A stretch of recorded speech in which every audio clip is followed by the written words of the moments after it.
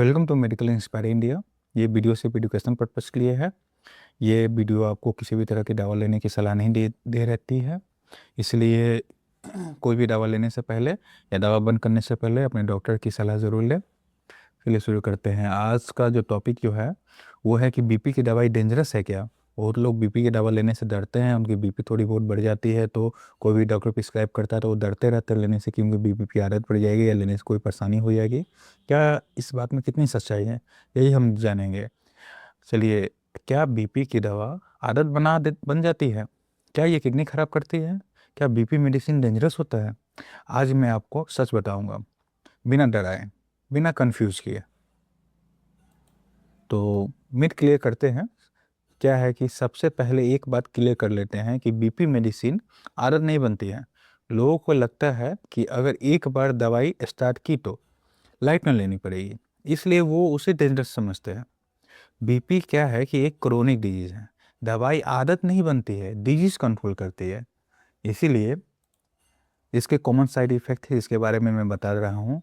हर medicine के side effect अलग अलग होते हैं, पर कुछ बीपी की जो जनरल मेडिसिन है जो सबसे ज़्यादा प्रिस्क्राइब होती है उनके बारे में हम बात करेंगे। जैसे सबसे ज़्यादा प्रिस्क्राइब होने वाली बीपी की जो दवा है वो है एम्लोडिपिन।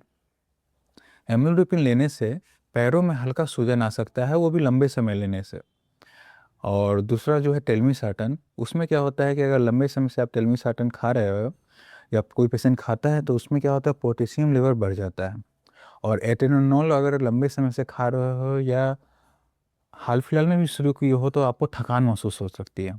लेकिन हर पेशेंट में इस तरह के साइड इफेक्ट नहीं आते हैं, और डॉक्टर इस दवा के डोजेज को एडजस्ट करके इस सारे साइड इफेक्ट को कंट्रोल कर सकता है। या अगर ना हो तो इसके अल्टरनेटिव जो हैं, दूसरा बीपी की दवा दिया जा सकता है और डॉक्टर देते हैं।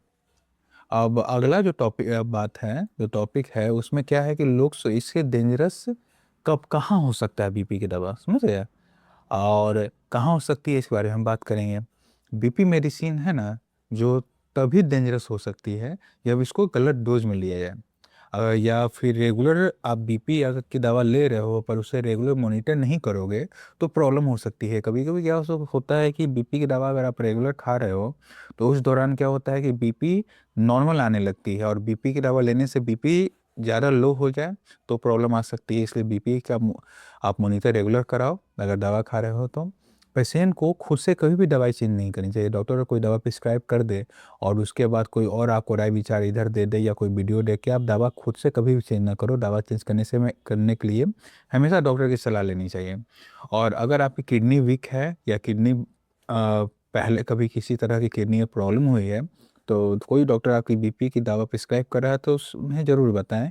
वो डॉक्टर फिर उस अनुसार चेक करके समझ के आपको बीपी की दवा देगा अगर देने की ज़रूरत होगी तो। प्रॉब्लम क्या है कि प्रॉब्लम दवाई नहीं होती है, प्रॉब्लम होती है मॉनिटर कम करना। मॉनिटर कम करने से कई सारी परेशानी हो सकती है। सच ये है कि अनकंट्रोल बीपी ज़्यादा डेंजरस होता है।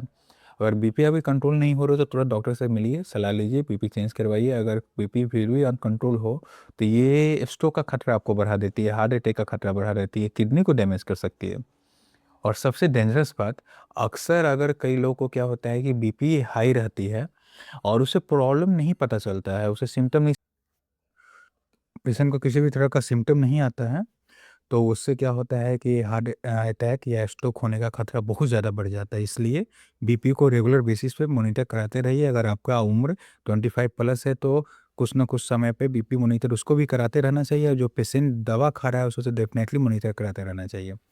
अगर अगली बार कोई कहे कि बीपी की दवाई डेंजरस है तो उन्हें बताना, डेंजरस जो है अनकंट्रोल बीपी होता है। सही मॉनिटरिंग के साथ उसको हम कंट्रोल कर सकते हैं। मेडिसिन डेंजरस नहीं होता है। इस तरह का वीडियो फ्यूचर में देखने के लिए चैनल को लाइक करें, सब्सक्राइब करें और शेयर करें। इस वीडियो पे आने वाले दिनों में हम मेडिसिन की वीडियो लेके आएंगे जिसमें मेडिसिन के हम यूजेस के बारे में बात करेंगे, उससे साइड इफ़ेक्ट के बारे में बात करेंगे, उसको कहाँ नहीं देना चाहिए, डॉक्टर किस तरह की बीमारी में उस मेडिसिन का प्रिस्क्राइब नहीं करते हैं उसके बारे में हम बात करेंगे। और सलाइनिंग वलाइनिंग के बारे में बात करेंगे, कई सारे मेडिकल कंडीशन के बारे में बात करेंगे, कुछ केसेस भी हम डिस्कस